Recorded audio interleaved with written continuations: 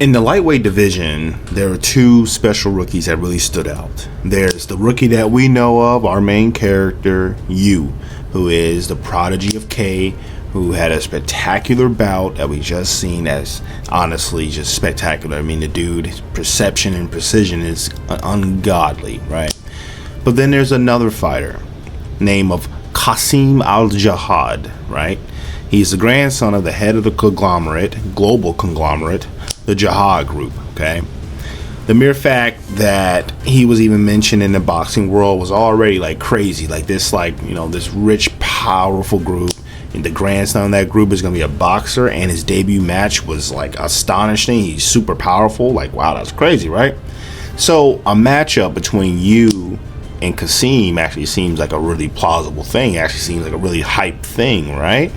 We want to see these two titans go at it. And then the reason why that's important is because seemingly in the lightweight division, whoever wins between these two guys actually is going to face the champion, or have a real good chance of facing the champion, Jean-Pierre.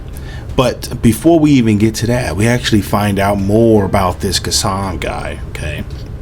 We find out that Qasim Al-Jihad, he actually is very, very overweight. He's actually very, very fat, very boisterous, very loud, very, very, very crass in his demeanor. But we find out that it doesn't even matter that he's big and obese and overfat and all that stuff, because boxing to him is just going to be another hobby that he can overcome. Fighting and acting like a wild beast is fun. It's all games to him. So maybe he wants to just come and get a world championship. He doesn't truly understand the world of boxing, but he does understand the world of carnage and taking, right? So then we see this young master, right, Qasim, for the next 2 weeks, right? He fights and he fights and he fights, he sleeps and he eats, and he fights and he sleeps and he eats. And we see that throughout this process, over the period of 2 weeks, he actually begins to lose weight. He actually begins to get in better shape than he's ever been in before, despite his trainer actually despising his fighting methods, despising how he goes about fighting. It actually is insane. But despite all this, Qasim doesn't even care about all that. He doesn't even care. The only thing he cares about is fulfilling his own desires. He is a very animalistic person that only cares about what he cares about, right? But it is to the benefit of his family and his trainer about his abilities and his talents. And given the fact of his natural abilities and the fact that he is very similar to like a beast or a king of a beast, it's very hard to see him losing from his trainer's perspective. And that is where we get the anticipation between him versus you. But then we cut to a flashback, and we see that in a kitchen of a boy and a father. They're very poor. They're, and the father is, saying, listen, I know we're having a lot of potato soup lately, and, you could be sad, and I'm sorry for that. But the son is just like, no, Dad, I love potato soup, because the son sees that his dad's trying his hard, and the dad appreciates, the son, being, ecstatic and happy about his father being able to provide anything he can. His father is saying, listen, I promise you, when I win this next fight, things are going to change. I'm going to buy you something yummy. And then we see an inner monologue of this grown man, of this man. He's thinking about everything that he has to buy: the rent, the water bill, electricity bill, everything, every responsibility that he has. But he can't tell his son, right? All of it hinging on this fight that he's going to have. And what's the bad thing is that his fight is up against Qasim. It's up against him. All right, it's up against Qasim. All right, and that was the infamous debut match that was made him famous. So clearly it doesn't go well for this guy. But we do see that Qasim did want to jump up. He did want to pop up to use gym, which is actually interesting.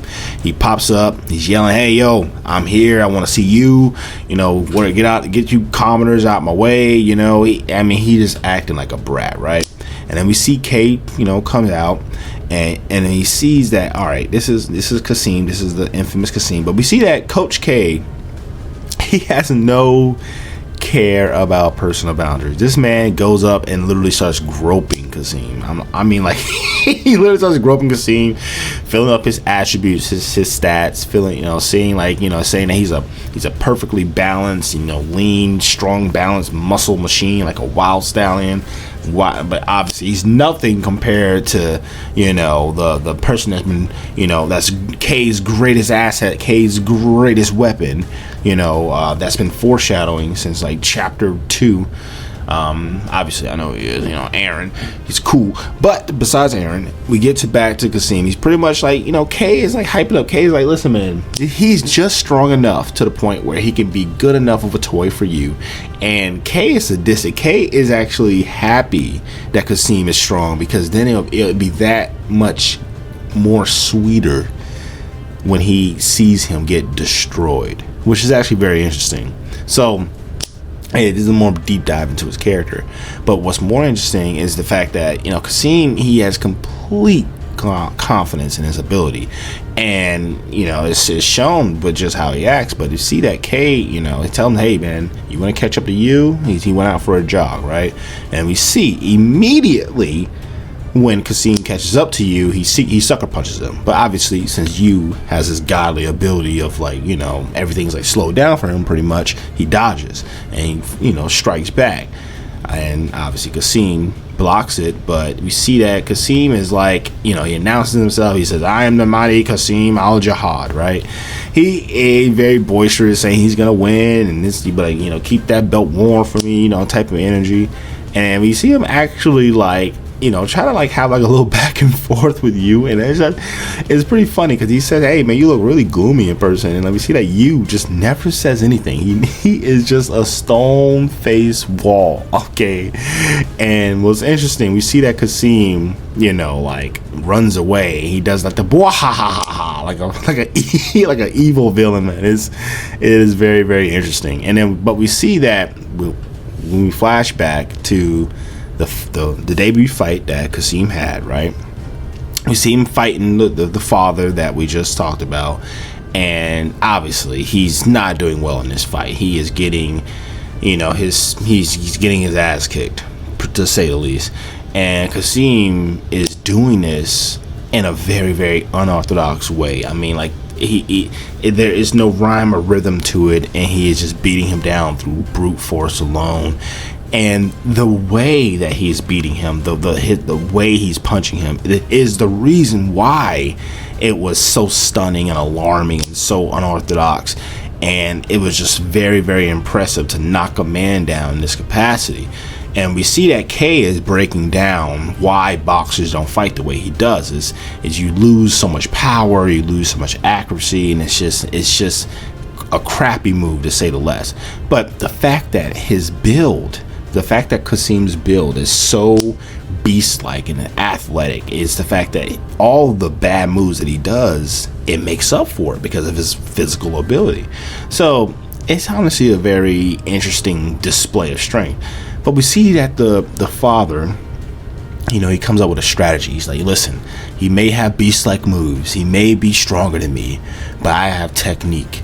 So it's going to be my technique versus his beast-like abilities, so we're gonna have to give it a go. And then they go and they clash, and he loses. And we see that when he's down on the ground bleeding on the floor, and Kasim raises his hands in triumphant victory, and on the count of 8 we see this man get up, and we see that he thinks about his son, and he utters the words, don't take boxing lightly. And we get the panel of this man. I mean, he has the death stare of a man with a soul that can command 10 million men. Okay, the true grit of the human spirit and soul is actually immeasurable in this moment, and honestly in other moments we have that we create for ourselves. This was very shocking to see, but obviously he wouldn't be able to stand and fight more because he's unconscious. This is what he said while he was unconscious.